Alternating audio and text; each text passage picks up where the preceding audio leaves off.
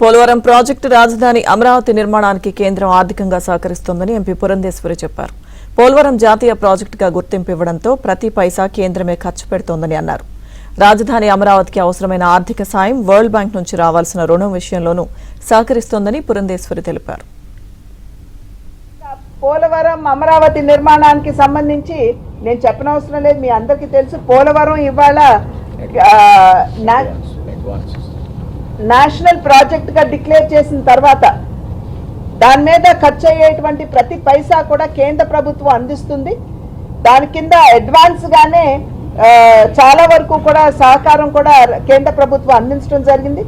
అమరావతి అసలు మనకి డిపిఆర్ లేనటువంటి నేపథ్యంలోనే 2500 కోట్లు ఇవ్వగా మళ్ళీ మొన్న హడ్కో మాధ్యమంగా 11,400 కోట్ల రూపాయలు అమరావతి నిర్మాణానికి హడ్కో మాధ్యమంగా ఇవ్వడం జరిగింది.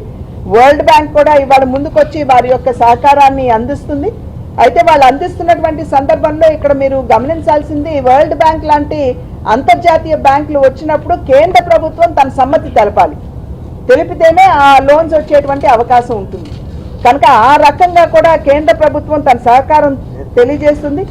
కేంద్రం నుండి రాజమండ్రికి వచ్చినటువంటి వనరులు కనుక మనం చూసుకున్నట్లయితే జల్ జీవన్ మిషన్ కింద 324.7 కోట్ల రూపాయలు మన రాజమండ్రికి రావటం జరిగింది.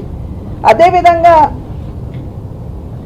అమృత్ 2 కింద 296.33 కోట్ల రూపాయలు రావడం జరిగింది.